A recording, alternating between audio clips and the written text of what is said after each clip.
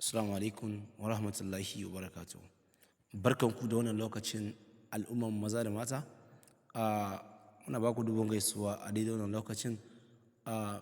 Wato 12 ga watan ɗaya shekarar 2024, wato kotun koli, which is Supreme Court, ta bayyana cewa za ta yanke hukunci na jihar Zamfara tsakanin wato Dr. Lawan Dauda Dare da kuma wato Honorable Matawalle ta wato jihar Zamfara.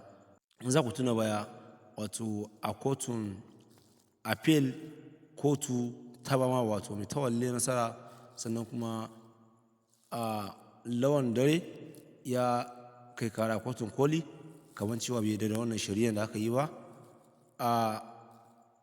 Kuma Dr. Lawan Dare ya ce insha Allahu nasara tasa ne, saboda shi na da yakinin wato kotun koli za su masa adalci, ba za su masa wuri-wuri ba kamar yadda appeal court suka masa wuri-wuri.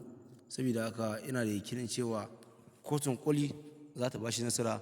Sannan kuma wato Matawalle yana tunanin tunda su ne suna power, suna rike da kasa, wato shi ma yana tunanin kotu za ta ba shi ko ba don komai ba, ko saboda ya zama don jam'iyyar APC wanda suna da godfather kamar haka ga Tinubu, ga su wato Ganduje, ga su wato Abdullahi Adamu, former national chairman, tun da mutanensa ne gaba ɗaya, da su tsaya masa saboda ya gani cewa ya samu nasara a wannan kotu.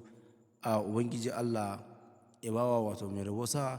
Ana tunanin wato Kashim Shettima zai tsaya ma wato Dauda Lawan Dare a wannan kotun, sannan kuma shi Kashim Shettima ya ce a'a, wannan shari'ar da ake yi shi bai da magana ciki, saboda shi na kawo ne yanzu nan haka, ba zai bambanta cewa wannan nashi wani ba nashi bane. A'a, wannan duk kowa shi yana tare da shi, duk wanda Allah ya ba sa shi kenan. Ubangiji Allah ya sa mu gane.